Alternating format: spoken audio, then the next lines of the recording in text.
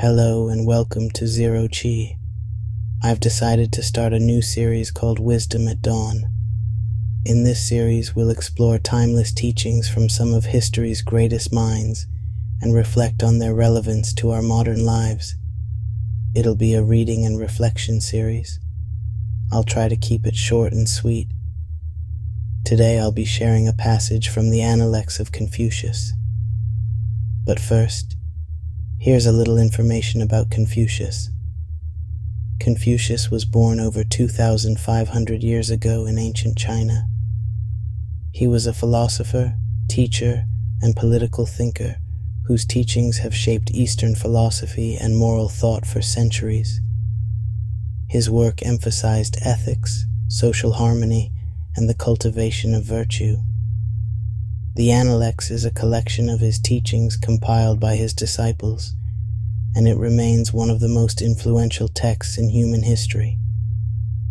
Confucius believed that true character is revealed not in comfort, but in how we respond to hardship. This perspective resonates as much today as it did in his time. So, without further ado, let us begin. Wisdom of the Analects, Chapter 76. When in destitution, the man of noble character will preserve his moral integrity. Source: Confucius and his disciples ran out of food while in the state of Chen. All the attendants were dispirited.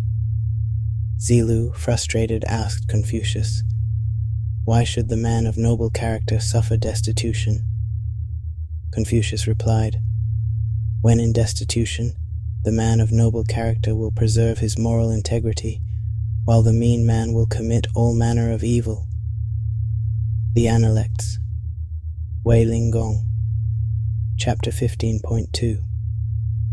Comments: Sturdy grass withstands high winds, true gold stands the test of fire. Adversity is the best testing ground for moral stamina.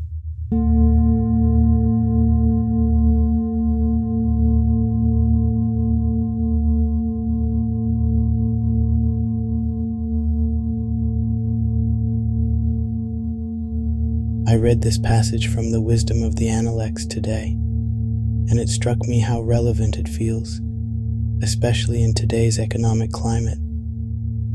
So many people are experiencing hardship, and in desperation, some are abandoning their moral integrity. You see this happening for different reasons. Some people do it for attention, others for money. Let's take the first group, those who seek attention. On the surface, it might seem like they're just acting out, but at the root of this behavior is often a deep yearning for love, acceptance, and validation. Somewhere along the way, these individuals lacked the nurturing and care they needed. They were abandoned emotionally, and now they search for that love externally. But here's the thing: that kind of love, external love, will never truly fill the void. The solution is self-love. When we learn to nurture and care for ourselves, we heal those wounds. And from that place of wholeness, we attract harmonious love that complements rather than completes us, because we're already whole. Then there's the other group, those who sacrifice their integrity for financial gain. At the heart of this behavior is fear. Fear of instability. Fear of losing control. Fear that financial failure equals a kind of death. And they're not entirely wrong. Losing control of finances often leads to the death of the ego, that false self that equates worth with material security. When someone compromises their principles for money, it's a sign of deep psychological stress. They're in survival mode, pushed by fear to abandon what they believe in. It's not just about money. It's about the emotional and mental state that drove them to that decision. We see this all the time on social media. People promote or sell things they don't even believe in, all for survival. The deeper issue isn't the action itself, but the fear driving it, the fear of being unseen, unloved, or unworthy. But here's the truth. Adversity doesn't have to break us.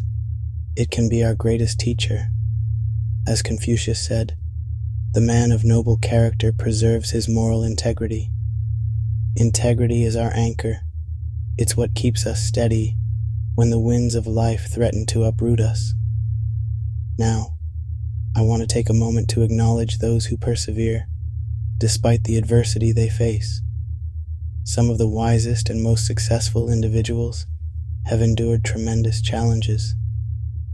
It's as if the universe is testing you to see if you're serious about your goals, if you're truly who you say you are, and if you're ready for what you're asking for. We don't gain wisdom by having everything handed to us. Wisdom comes from facing challenges head-on and learning from our mistakes. Adversity makes us stronger, shaping us into who we're meant to be. Remember, nothing can break you if you refuse to give up, because what you're asking for often comes with great responsibility, and it requires an even greater amount of discipline. If you obtain it before you're ready, you'll likely lose it. And here's the thing. No man is an island. When you receive a gift, that gift isn't just for you. You're meant to do something with it. Other people will be affected by it. In a sense, every gift is a gift that keeps on giving. But when you're unaware of your purpose and blinded by fear, you become your own worst enemy. The hardest thing to save you from is yourself. That's why it's so important to have a solid foundation and a clear set of morals and values. These will serve as your compass, helping you to remain centered in the face of adversity. They become your guide when fear and doubt try to steer you off course.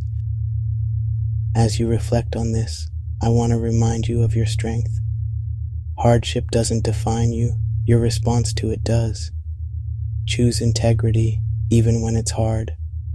Choose self-love even when it feels distant. And remember, every storm you weather is a testament to your resilience. No matter what challenges you face, know that you have the power to rise above them with grace and dignity.